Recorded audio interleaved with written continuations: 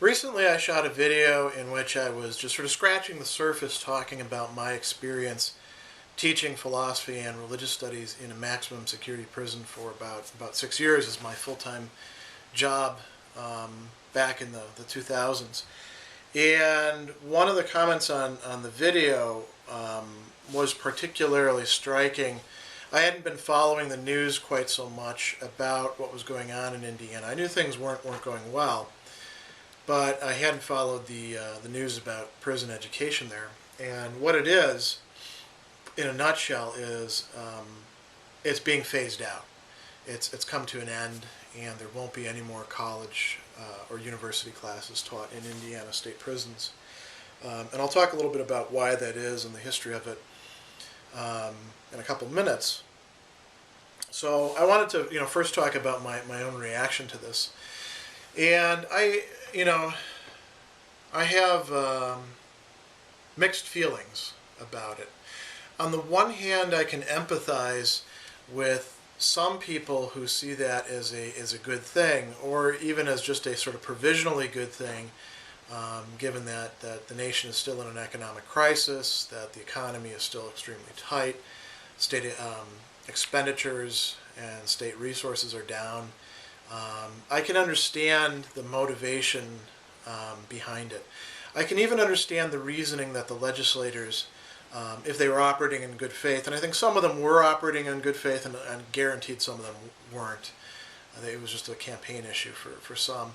I can understand their reasoning. All that said, I think that this is, in general, a bad thing. I think that prison education in Indiana, having the colleges and the universities actively involved in prison teaching, in inmates gaining BAs, ultimately, associate's degrees and bachelor's degrees in prison, state funded. I think that was actually a very good thing. And for a number of different reasons that all kind of overlap with each other. And I want to preface from the very beginning, lest people think, oh, typical academic liberal type. I'm not a liberal. I find myself not able to call myself a conservative in the same way that the Republican Party, or particularly its Tea Party branch, calls conservatism. But I'm definitely closer to them, particularly on issues having to do with crime and policing and punishment, than I am to the left, the Democratic Party and liberals.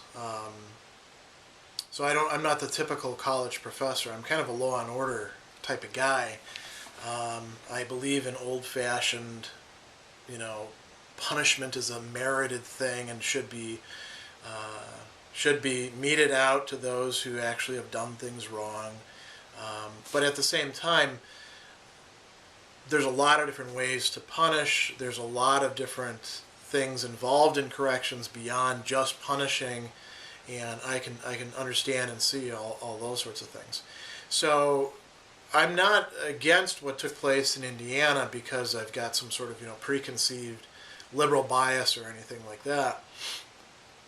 Rather, as somebody who would call themselves not really so much a conservative but a traditionalist, that means somebody who believes in what it is that I'm actually teaching about, somebody who believes that Aristotle and Augustine and Aquinas actually got a lot of things about human nature and society right, and that really there is a point to moral development, and there are objective standards for that sort of thing. As somebody who has that point of view, I think what happened in Indiana was very short-sighted and opportunistic, and in some respects kind of stupid.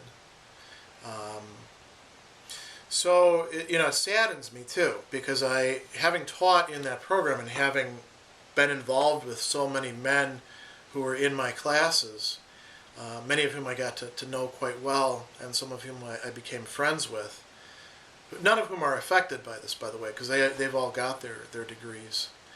But having gone through that, I feel for those who have had something taken away from them, something that was particularly good in Indiana, was working well in Indiana, and got sidelined. So let me talk about three main big picture things. One will be the history of what took place, as best as I understand it. The other will be why I think prison education, at least the kind of prison education that was going on in Indiana, was a particularly good thing, good in a lot of different respects. And then I'll look at some of the arguments that people have against prison education, that people made to me during the years about prison education, those who frowned on it, who thought that it was unfair, who thought that it shouldn't be provided to these guys. And I'll talk about what I think is right in those objections and what I think is wrong in those objections. So let's talk about the history first.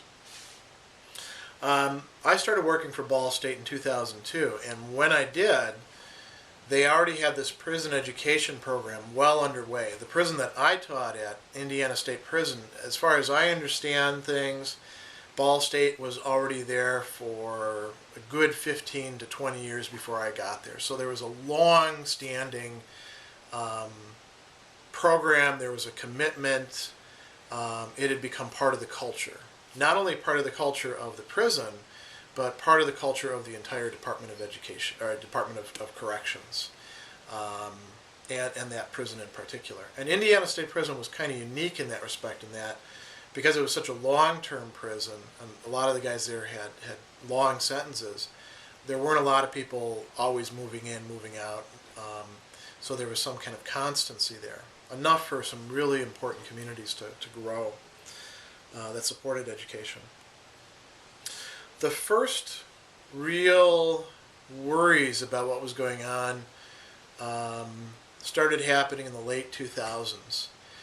And by 2007, my boss, I was working for the Department of Philosophy and Religious Studies at Ball State through extended education. So my boss, my chair, said, hey, you better get on the job market because there's some stuff going on and nobody's quite sure about what's going to happen with this prison education thing. And so I got on the job market, and I ended up having some interviews, and it's a good thing. I was able to go to Fayetteville State University. I had a few different offers, and that's the one that I took. It's a good thing that I did that because I would have lost my job. And the reason I would have lost my job is the Department of Corrections decided that they wanted to change their whole approach to prison education. And when we say prison education, we mean a lot more than just college or university education. To start with, a lot of these guys come into prison without a high school diploma, so they have to earn a GED first. And a lot of them have to take classes in order to get themselves up to speed to make up for the high school that they missed or that they've been gone from for a long time. And then they take the GED, and then they can do other things. There's other things that would qualify, at least in my book, as education, but aren't considered to be education necessarily because they're tied in with rehabilitation programs like anger management or drug rehabilitation, but some education is taking place in those. But what else is taking place with education is vocational training. So a lot of prisons will teach people how to do heating and cooling, or culinary arts is another big one. Gardening, landscaping. People can learn trades to a certain extent in prison, and there's classes that you can take in this sort of stuff. So that's good. There's also other training that takes place that's not done by educators per se. For instance, the fire people at Indiana State Prison, all of them were volunteers. All of them were prisoners. And if there was a fire, they had to get out, get to wherever they were going. They had to be trained so that they could actually put out the fires and things like that. Then we had education itself, in the sense of college education, sort of like the capstone, right? What brings everything together, gives people a sense of understanding and perspective.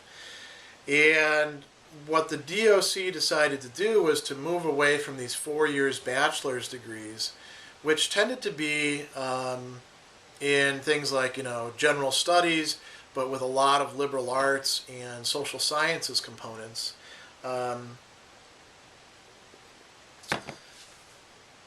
They moved away from that, and they wanted to see information technology and business associate's degrees. And the reasoning behind this was, well, that's going to make these people more employable. Not really a very good set of reasoning on it. We'll get to that a little bit later. But that's what they did. And so a lot of the people who were teaching the classes, like I was, that were part of a core curriculum that was humanities based. So, for me, Intro to Philosophy, Religion and American Culture, World Religions, those were staple classes that I taught all the time. And then I taught a lot of other classes like, critical thinking, logic, ethics, social and political philosophy. I taught, some of the religious studies sequence. I taught the historical philosophy sequence. And all of that went. So all of that disappeared. So 2008, that stuff gets phased out for the most part. A few people stayed on. I kept my contacts, some of them within the system, so I knew like who actually stayed on with a job, who got rehired after they sent too many people home and then didn't have enough people to do things that they needed to do. So then, fast forward about another 4 years, and we get to last summer. Last summer was the last graduation ceremony for bachelor's degrees. Nobody else is going to earn a bachelor degree in Indiana. Because Indiana, the legislature decided to do away with prisoners' ability to receive financial aid. And that killed it, because all of those prisoners, almost all of those prisoners, 99.9%, all of them were able to go to 4 years of college. And they only got 4 years, 8 semesters. And if you screwed it up, you would actually have to pay for your last semester or 2 semesters. And just to put that in perspective, most of the prison jobs were earning about 25 to 35 cents an hour. So imagine paying for an entire semester when your pay rate is 25 cents an hour. That really put a burr in people's boots, so to speak, to make sure they kept on track. Well, the state made it impossible for prisoners to receive that kind of financial aid. So effectively, that ends the prison education in Indiana. It's sad because it had gone on for a very long time. Many of the other states surrounding Indiana had done away with prison education a long time ago. There are relatively few states that actually do any real, post-secondary prison education, which has the greatest effect on these guys. And Indiana was the leader for a while. And now they're completely finished with it. So that's something pretty sad, I think. Why is it sad? Well, if we want to think about what kind of goods were actually at stake, I'm going to start out with the most sort of public policy oriented, make your case to people who otherwise, quite frankly, wouldn't care, wouldn't have any sort of sense of solidarity or sympathy or empathy for the prison students. And that has to do with rehabilitation and recidivism, or actually what I like to call the 4 R's. Recidivism, which is the rate of people reoffending after they get out. Reentry, which is not just people getting plopped out, the way you see it in the movies, they give you some bus fare and, whatever clothes you're wearing and say, see you later, Jack. Reentry is something a bit more complex than that. Rehabilitation, and then what I like to call reformation. Recidivism is a major issue in the United States, in our prison systems. We don't have a prison system, we have a prison systems, a whole set of networks that are different from state to state, county to county, and then you mix in the federal stuff and that changes it as well. Some of them are much worse, some of them are better than others. Recidivism is a major problem in nearly all of them. And recidivism is this, oftentimes they talk about it as a revolving door. People get out of prison and then they end up committing some sort of crime that gets them back in prison again. Now, it costs a lot of money to keep somebody in prison. And if you want to keep them out of prison, there's a number of things you can do. But they generally have to do with these guys not committing crimes again. And so, you can try to affect the society that they're moving into. You can try to equalize opportunities for them, because a lot of these guys are, quite frankly, at a severe disadvantage when they get out, because they're ex-cons. But the best thing to do is to try to change the prisoner themselves. And you want to create more opportunities for them and give them the skills that they need in order to make those opportunities work for them. And work is the key thing here. Being able to have a job that can provide you an income that can, be the argument to why you shouldn't go out and commit another crime. Having something at stake. There's something to that's important. I don't want to downplay that. I think it's very important that these guys be equipped to go out and actually participate in the workforce, just as much as I do for my other students. But there's something beyond that education can, and in many cases does, provide. And it's harder to wrap your head around this, and it's harder to come up with numbers for this, and it's harder to make the case for this to people who are kind of a unsympathetic or already, hostile audience. But what education, in particular liberal education, and I don't mean politically liberal, I mean in the classic sense of the humanistic tradition, teaching people history, philosophy, grammar, composition, psychology, these sorts of things. Teaching people how to think, giving them the kind of skills that enable them to draw analogies, to assess arguments, to look at information sources and to find better information sources. That kind of stuff, it's usable in the workplace. As a matter of fact, if you look at what most employers want, if you look at these big lists, the things that always top the list are things that philosophy prepares you for anyway. Critical thinking, ethics, problem solving, these sorts of issues, research skills, right? And a liberal education, if it's done well, ought to afford you that. So it makes you more employable, and it makes you better able to function in the workplace. But it also allows you to reflect on yourself. And here's where we get to the difference between two different R's, in my view. And I can do a different video about this where I go into more detail. A lot of people talk in terms of rehabilitation. And rehabilitation is thinking of the prisoner, generally along medical lines. You want to cure what's wrong with them. And rehabilitation focuses on doing something to them, maybe teaching them some skills, some coping techniques, modifying their structural motives and behavior. I think that there's nothing wrong with rehabilitation. But I think that there's a much deeper and more important dimension of reformation that ought to be going on.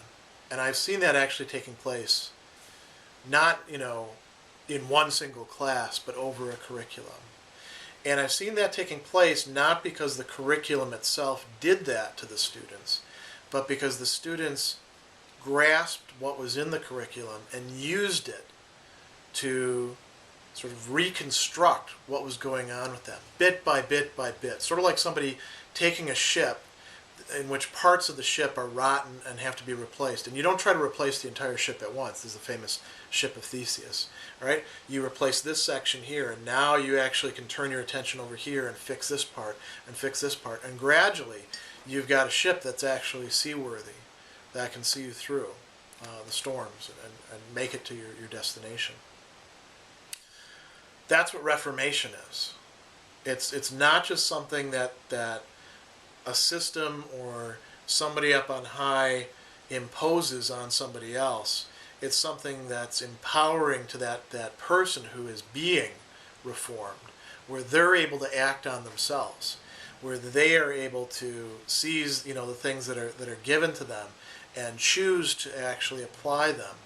And that's what a liberal arts education affords. It's not as if a business curriculum couldn't do that, but it's pretty rare. It's not as if studying HVAC couldn't do that, but you would have to have extraordinary teachers for that to take place. And I've never seen it myself, and I have seen plenty of examples of people who changed. And it's always very particular. It's always something fairly unpredictable because it depends on the human will and the capacity for the human will to work on itself. And in order to enable that, you have to have a conception of the human will that helps people understand what they're about. I mean, it's hard to do real reformation without some sort of robust moral theory driving it. And you can get that outside of philosophy. You could get it through theology. You could get it even to a certain extent in history or literature. But again, you're not going to get it in a business curriculum. And you're not going to get it most likely in many other curricula. So, if you want to cut recidivism, I mean, the statistics tell us that those students who actually go on to get an associate's degree or let alone get a BA, drastically lower rates of recidivism. Why is that? I would say that it's because in the past, what was actually working was teaching these guys a liberal arts oriented curriculum. It wasn't teaching them business or teaching them, job vocational skills. It was teaching them how to think and rethink and reform who it was that they were and change their own structure of motivations and become autonomous and become in tune with real values rather than just whatever substitutes were getting placed onto them by their own choices, by the crap society that they were engaged with, by the media that would stream in, by the environment that they were stuck in. Education offered something that allowed recidivism to decline because it allowed reformation to take place.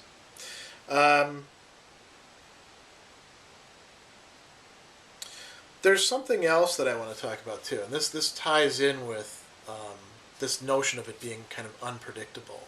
Who's going to change and who's not. You have to recognize that if you have an educational program, there's going to be incredible variance in it. And this takes place at regular colleges and universities, and it took place at our prison campus too.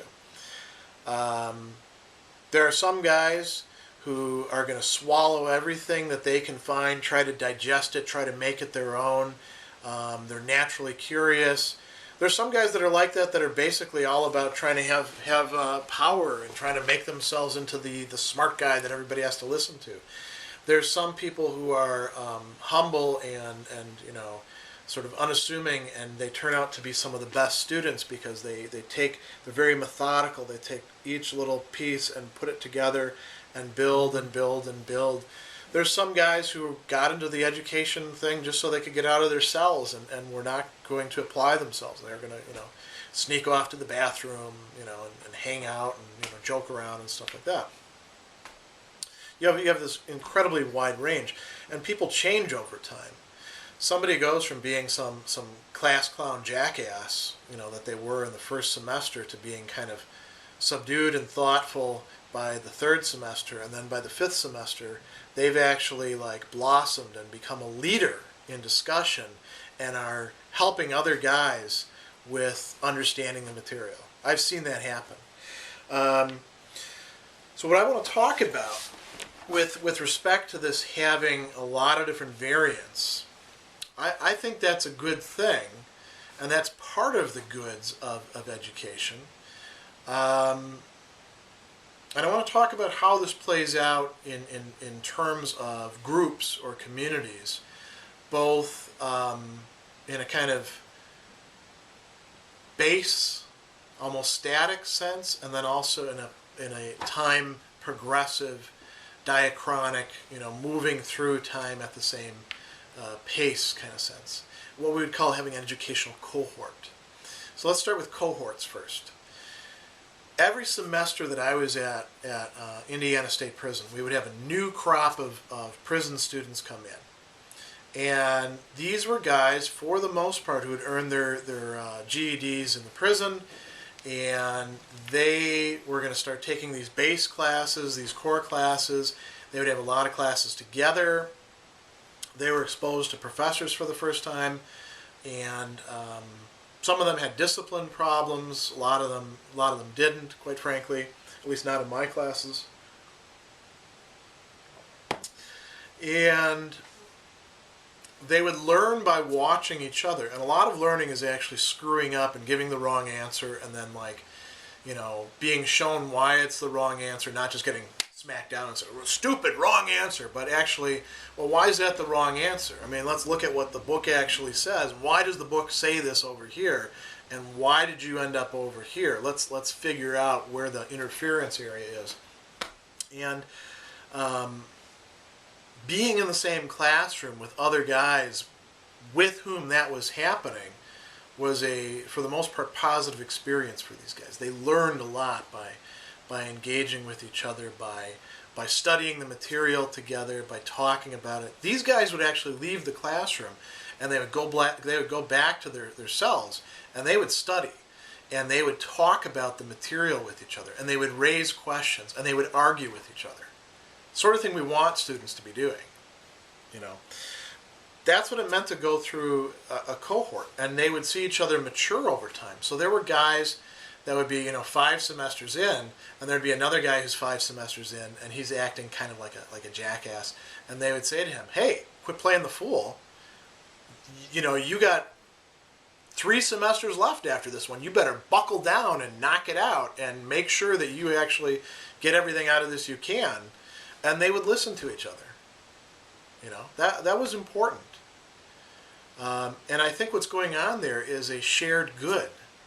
There's a good of education, which is that of truth, that of acquiring the knowledge, not just information, but what in educational theory, if you're an Aristotelian or a Thomist, you would call a hexis, a habitus, something that is developed within you. Think of it as like a framework that's within your mind or your soul, something that's lasting, that allows you to wrap your mind around things with greater strength and greater flexibility and greater adaptability and penetration into the subject. That's a good. That's also a good that's shared in an educational cohort with other guys. Also shared with me. I mean, I learned a lot from these guys. I learned how to be a good teacher, actually, by teaching these poor guys, because I wasn't a good teacher when I started.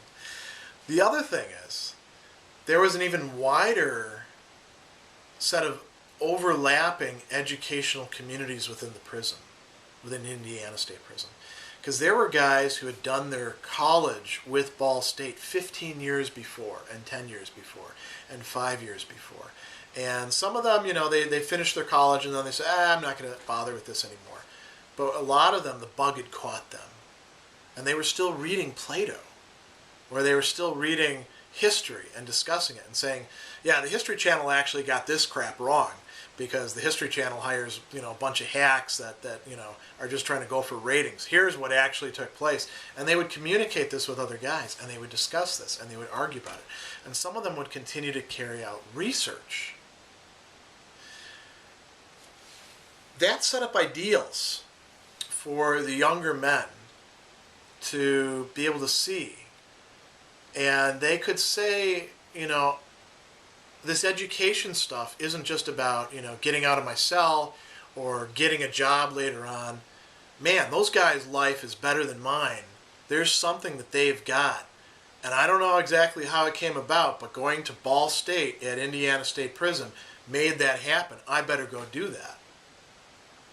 There's a communication of good through communities of education that takes place, if they're genuine communities. And these communities included not just the guys who'd gone through Ball State, but also the guys who'd gone through Grace College, which was another college there. And it included the religious communities. These overlapped. You know, there was a Sunni Muslim community, there was a Catholic community, there was sort of a general Protestant community, there was a small Eastern Orthodox community, there was a Native American religion community that actually ended up, you know, getting close to, I'm not sure if they actually did get a sweat lodge up there, but they were able to get close to it.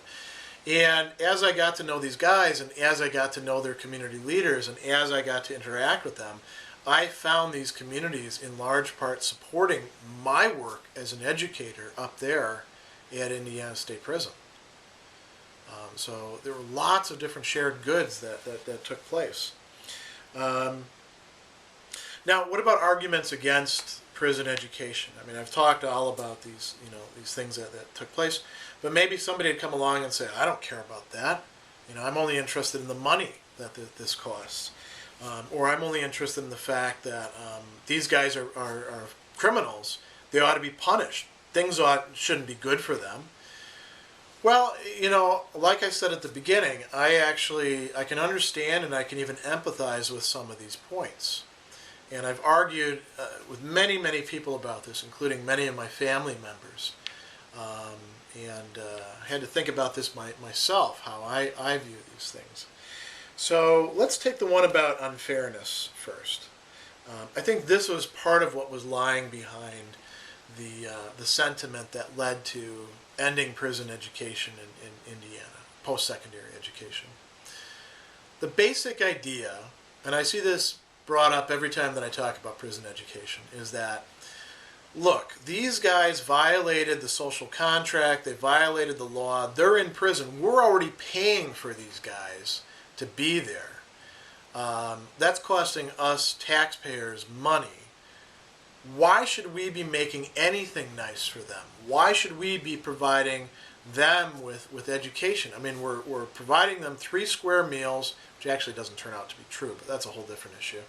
And, you know, a safe environment, also not entirely true. And shelter, clothing.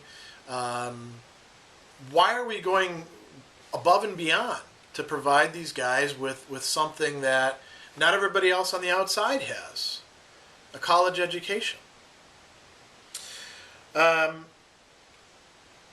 there's a lot of things to be said to this. Now, first of all, when it comes to Indiana, the state money that was going to fund these guys, they were getting the same grant that all the low-income people who want to go to college in Indiana get. And a large proportion of Indiana college students are getting these grants. So it's not like they were robbing anybody of their opportunity. You know, the legislature, a long time before that, created these grants as a way to try to equalize educational opportunity. Nobody else on the outside was being prevented from getting these grants. So that argument doesn't really stand up. You know, say, well, there's limited pie, and you're taking too much for these guys here. It used to be that they could get Pell Grants, but that ended a long time ago. And they had to go through the same financial aid BS as all the other college students, filling out a FAFSA, you know, which is an irritating kind of thing. Another thing to keep in mind, too, when it came to Indiana in particular, I would have relatives and I would have colleagues and I would have friends when I would travel out of state to Illinois, to Wisconsin, to other places, who would get upset about Indiana having this program in place and being willing to educate prisoners, allow them to get a 4-year degree. And these were usually people who were in states that didn't have prison education. And my response to them was usually, what do you care what the state of Indiana chooses to do with its money? You're not paying for it. It's not a federal program that's coming out of your income taxes, and it's not coming out of your Illinois income taxes that are being spent pretty poorly on your own educational system. This is Indiana citizens who are footing the bill for, low-income students who happen to be in prison.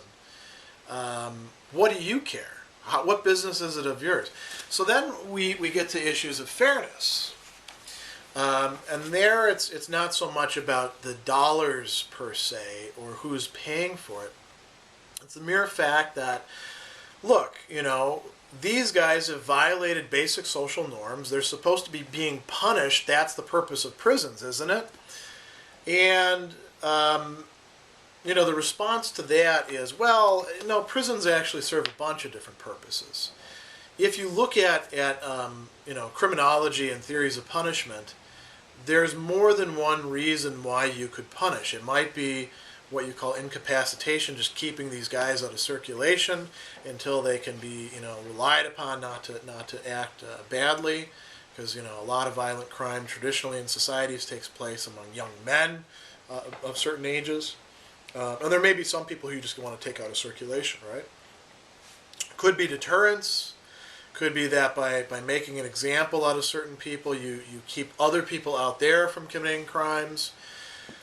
Could be rehabilitation. That's one reason that people want to put other people in prison. Because, one alternative to this is just we kill everybody, right? We could have capital crimes, or we could allow mobs to punish people as they see fit. We don't have to put people in prison. When we do put people in prison, there's usually a number of different things going on. It's not just about punishing them. It's not just about what you call the retributive or retributional theory of punishment. But even that, I'm sympathetic to the notion of punishment as being retribution. I don't actually have a problem with that. There's a few things that you have to keep in mind with that. One is that there's nothing to keep you from carrying out retribution and incapacitation or rehabilitation all at the same time. I mean, you can do that. You can punish somebody for their crime and also allow them to complete an education. How are you punishing them for their crime? Well, look, they don't get to go outside these walls, and their entire life is spent within all these different structures where somebody is telling them what to do or watching them all the time. And their living quarters, they're, quite frankly, suck. They're not getting a lot of creature comforts. If you've ever looked inside a maximum security prison, they are not cush places. There's all sorts of things that these guys have to put up with on a regular basis.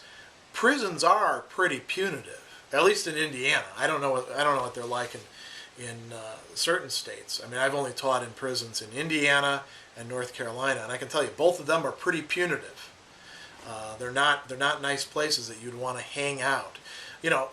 Minimum security, what they call club fed or stuff like that for the white-collar criminals. Yeah, that's a whole different thing, but I'm not talking about that. I'm talking about the places that murderers, kidnappers, rapists, high-class drug offenses, those kind of places people go to. So even if you hold a retributional theory of punishment, that doesn't keep you from saying that you could have prison education. You're really going to take education and the opportunity to engage in that away as one more way to stick it to these guys to make sure that they know that they're being punished. Punishment itself, if you look at philosophical theories of punishment, punishment itself is supposed to be, in certain respects, educational. That goes all the way back to Plato. So the notion that you would punish these guys further by taking away one of the few good things, one of the things that allows them to, look at themselves and really think about who they are and make choices to become better people, you're going to take that away from them? That's the kind of punishment that actually makes people worse. That's stupid. And if you think about it, that's kind of irrational. So, what else can we say about this?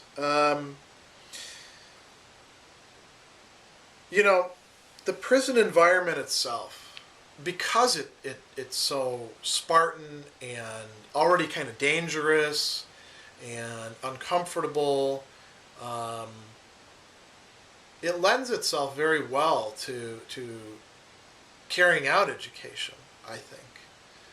A lot of these guys had a lot fewer distractions and were able to get more out of education. So you almost get more bang for your buck than you would by paying for a bunch of 18-year-old kids to come in and sit in a classroom and then go out and do whatever they're going to do the rest of the time. Let me consider another argument that people make about prison education. They say, look, you're just wasting money on these guys. These guys are not worth the resources that we're spending on them. It already costs a lot to keep these guys locked up. Well, if you want to reduce everything down to money like that, it costs an awful lot to keep these guys locked up. It does not cost an awful lot to also educate them at the same time. As a matter of fact, that was pretty cheap to do. And it was a great investment because it cut recidivism so much. If you want the best way of actually keeping people out of prison, a good, established, well-structured prison education program, you get the most bang for your buck that way. I understand that means that you got to like put up with people getting an education in prison and feeling like, hey, why are they getting to go for free? Well, I got to pay for my kids over here. Well, because they don't earn anything. They're the same low income as all the other people over there in your kids' school who are also getting by because they have, not that much money. And you actually have enough money to send your kid to school. And I'm hip to this because I'm going to have to pay to send my kids to school myself. But just think about the argument itself. If you want to get the most bang for your buck, if you want to get the best return on investment, then spending the amount of money to actually have a prison education program, that's a great way to do it. That makes sense. And if you want to know whether there actually is a return on investment for this sort of thing, you need to talk to somebody who's actually worked in the prisons, who's actually paid attention to it. You need to talk to some of the people who were educated in prison or who carried out the process of education in prison and ask them about what their experiences were and what their insights that developed over time were, rather than just talking to some bureaucrat or some legislature who probably doesn't know anything about the topic, let alone a talk host, TV talk show host or somebody like that. The last thing that I'm going to consider is, some people say, why are we sending these guys to college when really we should be putting our focus on GED programs or vocational tech programs or business management, like they did for a while. And there's two answers to that. One is we already do that. Every prison system already has GED education. It's not a question of whether we should either send them to college or give them GEDs. They actually go to college, most of these guys, after they get a GED. So that's kind of a fake issue. What about vocational training? Shouldn't they be spending their time on learning skills like landscaping or culinary arts or HVAC or things electrical things? There's nothing to keep them from doing that either because those programs already exist too. As a matter of fact, Indiana is thinking somehow they're going to expand those, and that's all they're going to have. They're going to replace all the college education with vocational tech training.